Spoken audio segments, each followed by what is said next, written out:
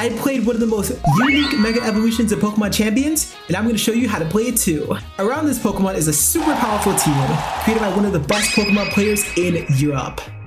With the new update, dropping a bunch of new Mega Evolutions a previous patch, this is one of the best times to learn about the new Pokemon in the format. And as someone that loves to study new teams and Pokemon in the format, I can tell you there's a ton of great things to learn here. Let's begin by hearing about this new Pokemon, Mega Eelektross. We're first going to cover what makes this Pokemon unique, then do a few battles with it, showing off the strengths of the Pokemon, and then I'll bring in my thoughts about the Pokemon, as well as what a few high-level players think about them too. Eelektross! One of the most interesting Pokemon from Gen 5 because, it has no weaknesses because it's an electric type, right, with the Levitate, and they chose to give it a pretty fun ability. Is called Elevate. It's like Elevate but with eel, like they think they're so funny. It's basically the Levitate from before, but also if you get a knockout at all with it, you get +1 to whatever your highest stat is. So you see that crazy attack and you see that crazy special attack. It's so crazy. I am so excited to play this Pokemon since just the ability sounds so fun. And we have a team that, shows off its strengths pretty well. But first, let's just talk about a few of the ideas that you can run if you are choosing Mega Eelektross here. This is actually the set we're using. It's a pretty special attacking focus set. We have the Thunderbolt, the Dragon Pulse, the Flamethrower. The nice part about Eelektross is that you have so many attacking moves of like a bunch of different types as well, which means you can kind of pick this Pokemon to cover whatever type you need on the team.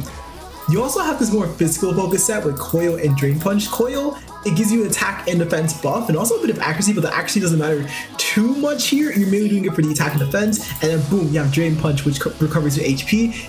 If you get a Drain Punch KO and you're coiled up, that's 2 attack buffs and your HP restored. So you can really start to get out of control once you get enough coil boost.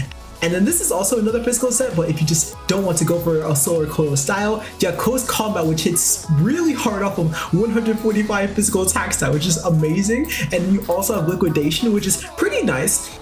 If you've been paying attention in the previous regulation, this team might look pretty familiar. Eelektross and Garchomp, I feel like you almost always want to put these Pokemon together because you can Earthquake next to an electric type. Like, that's so cool. Garchomp is already such an amazing Pokemon, and now you have a second Pokemon you can Earthquake to.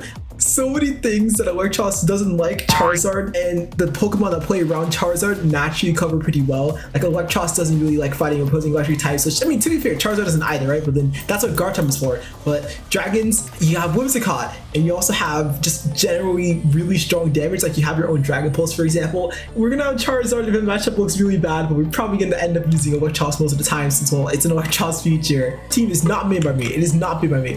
Let me slow down there a little bit. It's actually made by another player here who plays second in the North American International Championships. We got Eric Rios. Super talented player. I'm in his Discord, so I was like paying attention to like a bunch of like different team ideas that he had with the Eelektross team here. It's mostly what he used there. There's a breakdown of both what makes Mega Eelektross unique, as well as what this team by Eric Rios does. It's definitely a really good one. Next, we're going to talk about the battles we did with this team. Starting up with one I'm going to commentate over since the audio got a little bit messed up. In this first match, I'm facing a team with Frostlass, Raichu, and Follette. This is pretty unique since any of those 3 Pokemon could be the Mega Evolution we end up facing. They paired it up with Incineroar, who can slow down my physical offense like my Garchomp, as well as Whimsicott, that has that Prankster Tailwind to speed up their team. If they end up leading Whimsicott, I have to be careful of either that Follette or that Basculegion, as those Pokemon can do huge damage right after the Tailwind goes off. Something I do end up bringing up is that I would play Charizard here if this wasn't a Mega Eelektross feature, since Charizard into Frostlass is an incredibly nice matchup for the Lizard. So I end up choosing Eelektross alongside Whimsicott, giving me a combo of Tailwind into a 1-hit KO. I put Garchomp in the back for the Earthquake synergy with Mega Eelektross, and then I put King Gambit as a 4th to burst down that Raichu. They go for Incineroar and Whimsicott, as I go into my Whimsicott and Eelektross. I then choose to go for the Flamethrower into Tailwind, which gets huge damage on the Whimsicott, as they end up clicking Fake Out into me. I choose Tailwind again, since I really want to make sure my Eelektross is as fast as it can be, even if that means that Whimsicott ends up going down. I Flamethrower their Whimsicott, as they flare with mine. I'm in a pretty good spot here, with the special attack boost on Eelektross, as well as the Tailwind being up. To play off of this, I choose to send out my Garchomp. Garchomp being able to Earthquake as my Eelektross gets super effective damage on the map puts me in a spot where I can play really aggressively. They end up going into the Raichu, meaning my Garchomp is in one of the best spots it could be. The Raichu Mega Evolves and moves first, going for the Play Rough, which is super effective into my Garchomp, but my Garchomp has a Roselli Berry, so it really easily tanks the Play Rough. This puts my Garchomp into a spot where it Earthquakes both the Incineroar and the Raichu, putting me super far ahead in the game. There's only one more Pokemon left on the opponent's team, and they choose to send out Basket Legion. Now with how far ahead I am, I could just double attack to put myself in a spot where I win no matter what next turn. But I choose to play this a bit tactically, going for Earthquake and Protect because there's only one more turn of Tailwind on the opponent's end. And that lets me trade damage into their Basket Legion as Garchomp goes down. With their Tailwind over and my Kingambit on the map, this game is as good as over. This was around the board a really clean first game. My Eelektross being able to do a ton of damage early, as well as me getting my Garchomp in to easily click Earthquake next to it, put me in a spot where I was super far ahead right from the get-go. Now let's take a look at the next two battles I do with the team, and let's see if I can keep this momentum up. We're gonna be fighting Umbreon. It looks like a Trick Room team? The Croc, you over there, the Croc. It can set up. Yeah, they are going to have this Trick Room team here. They do have Farigiraf, but we don't really have Fake Out, so we're not like necessarily worried about that. I am thinking though of setting up our own aggression pretty early. Earthquake is just really nice in general to spam next to Eelektross, and if we can get our stats going, that would be generally really nice. Kingambit in this matchup, I'm not the craziest fan of, but if we do clear out the priority blocking, that could be really nice. And then in the back here, Basket Legion makes sense. They're threatening having Tailwinds, or Trick Room, sorry, so having Tailwind of ourselves is not the best call. This is a little scary though, because we just have offense, it's just raw offense, not really a support on this squad, but let's see how this goes, you know what I'm saying? Alright, Eelektross, Garchomp both out here. We can pretty much Mega Evolve and then rip like a Flamethrower versus Earthquake. That's what I feel really confident in here. The nice part about these speed tiers is that since Garchomp is significantly faster than Eelektross, we can use the chip damage that Garchomp gets with the Earthquakes, with the Rock Slide, stuff like that, and follow up with a KO as long as we can hit it for super effective damage. Like Earthquake and the Flamethrower, if they don't protect here, has a really high chance of getting a KO. Earthquake's gonna go off. Elevate. I just love Elevate as a name. It's just so cute. It's such a cute name. Yes, look at that. Flamethrower off 135. Oh, just barely not KOing. That's a little bit stinky because now we're not gonna be able to get the Elevate boost as quickly. Flamethrower's gonna go off. Yeah, look at that. They're really trying to shut down my right slot here. On one end, I think just staying in is okay. On another, I could definitely see a world where we switch out here. We should for sure pick up on this Thunderbolt onto Skeledirge, and then we could have Kingambit swap in. My Garchomp is -1, so resetting these stat debuffs generally is pretty nice. I think over Rage Powder here, it's a little bit stinky. They're gonna swap out their Skeledirge for... Gonna be for Farigiraf, okay. So they have two Pokemon that could set up Trick Room right now. That's gonna be a 2-hit KO on Farigiraf. And we get the Para. Para's not that crazy because Farigiraf is so slow, but I mean, every bit will help, right? Neutral Matcha Gotcha. And hope for no burn here. Nice, no burn. I think we could really select either slot here. I don't mind splitting the damage and just going for like a Kowtow Cleave and a Thunderbolt here. If they swap with their Center Shell, we know one of their Pokemon in the back is of course that Skeledirge. Tinkaton could swap in, and that's still pretty neutral. Umbreon could swap in, but if Umbreon swaps in, we're still in a really good spot because you could low kick the next turn. Yeah, I think splitting the damage here is just solid. Okay, protect. This could be a Protect plus Trick Room, but they're not threatening that much damage immediately, so I'm not too worried about that. In fact, the thing about this team that we're fighting is that they don't have that much immediate damage, and that itself means if they set up Trick Room here, like that's mostly okay. Like we can just take the damage that they do throw out and go from there. Yo, this Matcha Gotcha damage is wrapping. This Matcha Gotcha damage is wrapping up pretty quickly. That's gonna be a double burn. Double burn. Double burn and shell melt. Well, the burn doesn't affect me too much, but that does put my Eelektross on a timer, which is a little bit stinky. I do think we lock in the same move, so it's not too much reason to switching around. Kowtow will still pick up a KO on the Sinisha, and if they swap off for Skeledirge, that will probably also get KO'd.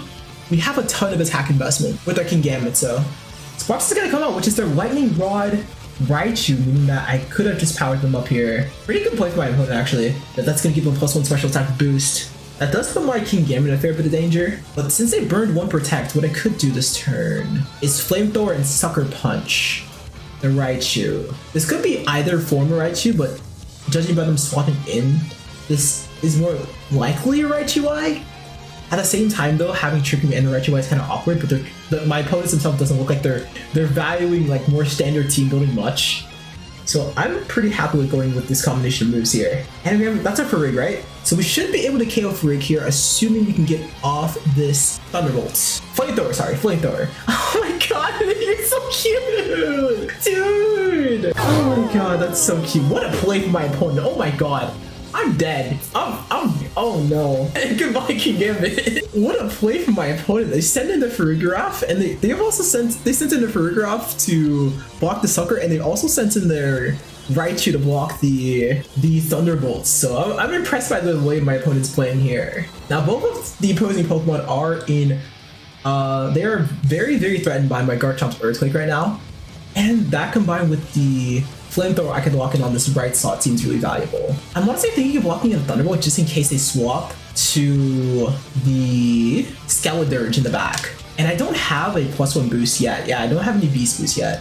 It could also just protect and just like make my guy eviscerate, but that's not the biggest of problems right now. Sparks is going to go for a protect here. I still don't know what their back. No, I know what their back one is. Yeah, they're just gonna protect to stall at the burn, which is fair. That's fair. Thankfully, my Basque region in the back does have a protect of its own, so we can pin them with an Earthquake next turn. We're likely going to get at least 1 KO no matter what. Oh, we live. Okay, that's great. Yeah, we're just gonna click the same thing then. Burn does 1/16 of my health, I'm pretty sure. 1/16? I don't know what that is in percent, but Garchomp, you're a beast. Oh my god, Garchomp, you're a beast. Took a +1 Focus Blast, dude. Oh my gosh, from Mega Raichu-Y. 160! 160 on that special attack. And yes, that is a critical hit, which means this Raichu-Y is super duper gone. I don't even know if it could take a standard Earthquake, if I can be honest. Okay, that puts us in a spot where it's 2v2. However, we are massively ahead. The reason why we're massively ahead is because I have a Basque Legion with Life Orb in the back. And they have a Skeledirge and Sinistcha, so not sure what berry this Sinistcha is holding. It could be casted, but we're just so far ahead. As long as we can delete this opposing Skeledirge here, we're in a pretty nice spot. I think the play here is to... They have Protect plus Machagacha is a decent call, but if they do that, they're gonna get Last Respected. They could Protect, but I tank a Last Respects anyway and I'm faster. I think the cleanest play is to just double attack here. Even if I'm Earthquaking my own Basque Legion, we are doing so much damage to the opponents anyway to where it should be fine. Skeledirge is actually gonna live the Last Respects, so I'm impressed. Or sorry, not the Last Respects, definitely not the Last Respects, but it didn't loot that Earthquake. I'm not much to wonder anything, right? That just did a clean 50. Wow. Alright, what are you gonna go for Skeledirge? Somersault? That's gonna be Shadow Ball into my own Basque region here. Maybe that just turned into a 1v1. However, I'm so much faster than their Skeledirge to where they don't really have an out for me just clicking Dragon Ball in the face. My opponent's thinking here, base, goodbye. Okay, pretty well played by my opponent. I was looking at their team and didn't think that they would have like, you know, the craziest gameplay since, you know, we are in Pokeball tier, right? But I have to say, swapping in the Farigiraf to block the Sucker Punch, which let their Raichu get off that clean Focus Blast, as well as going for that, swapping with the Raichu to block the Thunderbolt, they clearly use some pretty solid defensive plays, and I respect that. I respect that in my opponent here. Okay, who are we? We're fighting a Gengar team. Gengar with the Aggron as a secondary mode. This is interesting. I think we want to be threatening super effective damage. We could also have Basque region in the back as a swap in for this. And this is another like super offensive team. I'm a little worried of running this up because that Dragon Ball, right? That Dragon Ball. It could be screens, it could be Will-O-Wisp.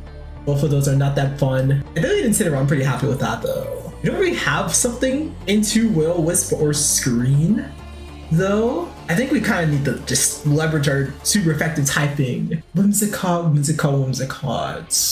Not Whimsicott today, not Whimsicott today. They're gonna go Dragonite Incineroar. That's actually one of the better leads that I could have faced off against here.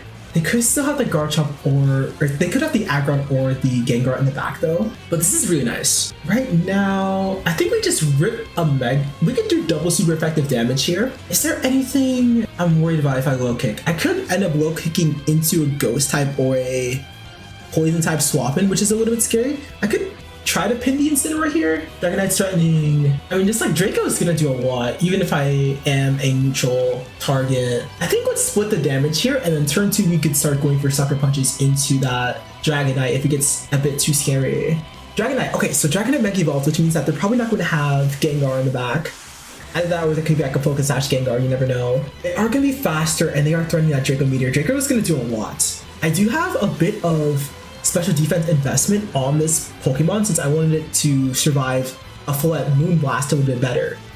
But let's see here. Fake Out's gonna go into my Mega Pokemon, so this could be a double up, which is really, really scary. Fire Blast is gonna go, but they dodge! Thank you! That's actually super nice. That means we're gonna get a free low kick into Incineroar here, which rips its Balthor basically in half. We're gonna force the Deciduous Berry, which is so nice as well. Okay.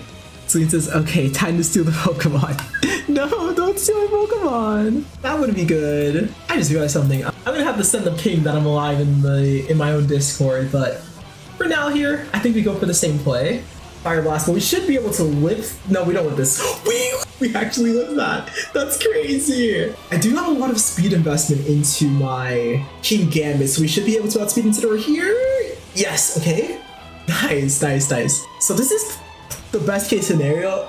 We narrowly lived the Fire Blast that was a roll very clearly, right? And we go down to the burn. And you might be thinking, okay, we went down to a burn. How is that a good thing? The reason why that's good is because we get a free switch into whoever we want in the back. And I'm going to definitely send in Garchomp here because my Garchomp is faster than their Mega Dragonite. I know for a fact that their Dragonite is slower because my Garchomp is as fast as it can be. And max speed Garchomp is faster no matter what than max speed Dragon. We can go for Dragon Ball in that slot. Here it's a very simple play of double attack. The thing about having so many Pokemon whose role is just like to deal damage and we send them all in, it's like, okay, just deal the damage without getting pinned. And that's what we're gonna do in here. Celine asks, do Pokemon even get balance changes? Actually, yes. There's been a lot of pretty important changes. That burn is so nice for us, holy. There's been some really interesting changes when it comes to certain moves getting stronger or weaker, Pokemon themselves getting changes that make them a lot more scary or a lot less scary. One of the biggest balance changes that's happened so far is Pokemon losing moves. Like, there's a really famous Pokemon, right? Incineroar. I mean, everyone kind of knows Incineroar, right? That Pokemon lost the move Knockoff, and that was huge. It's still like one of the best Pokemon. Like, if you put Incineroar on a tier list, it wouldn't be lower than A+. So like, it's still an amazing Pokemon for sure, right? But it not having Knockoff really limited how scary it would be in some spots, and it's not spammed anywhere near as much, largely because of that. So it's cool. I really like how much stock the devs put into the game, and yes, I did read that. The funny part about this team, guys, is that Dragonite, Aggron, and Gengar, all of those Pokemon could Mega Evolve. But the problem with this team I'm seeing is that Aggron and Gengar, you really want to Mega Evolve them. It's really hard for them to be on the map and not Mega Evolve. You can run Gengar with Focus Sash like my opponent did, but that set is just a little bit fringe, and if you already Mega Evolve early, it's very obvious that your Gengar has a Focus Sash, so it just becomes a lot less scary generally. That was a really fun set of battles that showed off how the team flows. But now that we've done that, it's time to talk about how good Mega Eelektross is and what its place in the meta is like. Even though these games went great, I still think Mega Eelektross is in a bit of an awkward spot. 5 of the 6 members of this team are some of the greatest Pokemon in the game, so naturally it's going to be really easy to pair almost anything with that. When it comes to this kind of team, you usually see Gomora as the 6th Pokemon. Gomora and Mega Eelektross do very similar things, where they have a speed stat that's about in the middle compared to most Pokemon, and their main role on the team is to do super effective damage and snipe key threats. But the nice part about Gomora is that you can use Gomora and Charizard on the same team, but with this one you have to choose between Mega Eelektross or Mega Charizard, which doesn't feel that great. I even noted a few times in the games that if I could choose Mega Charizard, I would in a heartbeat in the matchup I had.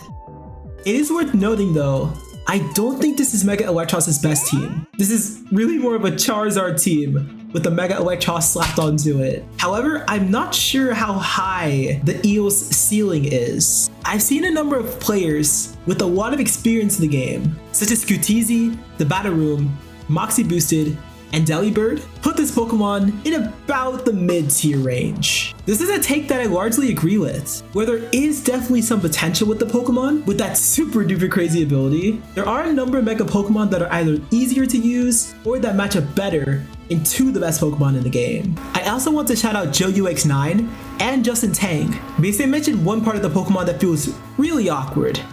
That speed stat. While you can put this Pokemon in Tailwind or even Trick Room to help with its speed, you would really like to have some of either the attack or special attack be moved into that stat, and potentially a bit more on the bulkier end too. Running this Pokemon as a mixed attacker generally doesn't feel that great, especially with its ability boosting up the highest stat it has. Even still though, I think this Pokemon has a ton of potential, and we've not seen the ceiling of it yet.